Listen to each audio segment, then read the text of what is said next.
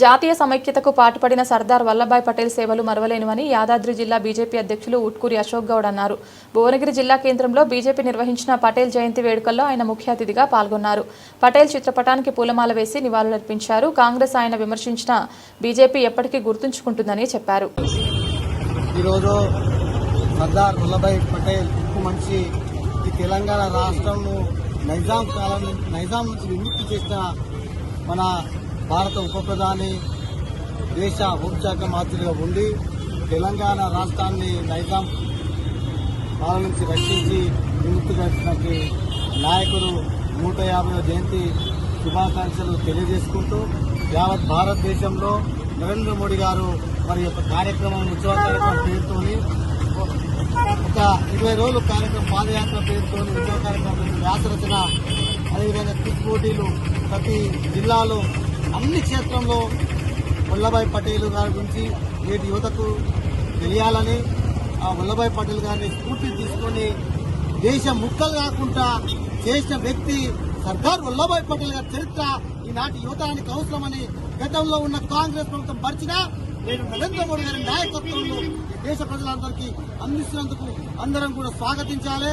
నరేంద్ర మోడీ గారికి కూడా అందరం భారతదేశ ప్రజలందరం కూడా కృతజ్ఞతై ఉండి ఇటువంటి వీరుల కథను నేటి తరానికి అందిస్తే దేశభక్తులు పుడతారు.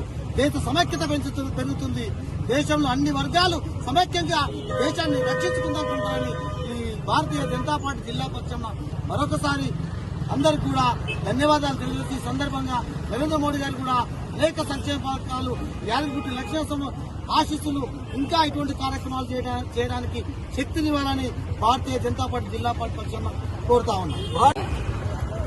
1947లో భారతదేశానికి స్వాతంత్ర్యం సందర్భంగా ఆనాటి పరిస్థితులు 565 సంస్థానాలను విలీనం కాకుండా ఆనందం పోతూ బ్రిటిష్ వాళ్ళు ఏదైతే దేశంలో విభజించి పాలించిన దానిలో ఈ 560 సంవత్సరాలు విలీనం కాకుండా వాళ్ళు పాకిస్తాన్లో చేస్తారా స్వతంత్రంగా ఉంటారని చెప్పేసి ఆనాడు చెప్పినటువంటి సందర్భంగా సర్దార్ వల్లభాయ్ పటేల్ ఆనాడు సమైక్యత సమగ్రత ఆలోచనతో అందరినీ కూడా సమర్పించి భారతదేశంలో విలీనం చేసినటువంటి ఘనత ఈనాడు మా సర్దార్ వల్లభాయ్ పటేల్ దక్కుతుందని చెప్పేసి ఈ సందర్భంగా భారతదేశంలో గుజరాత్ ముఖ్యమంత్రి ఉన్న సందర్భంగా నరేంద్ర మోడీ గారు ఆయన యొక్క విగ్రహాన్ని దాదాపు 122 అడుగుల విగ్రహాన్ని ప్రపంచంలో ఎక్కడ లేనంత పెద్దదిగా ఆనాడు శబరిమల తీరంలో నిర్మించడం జరిగింది.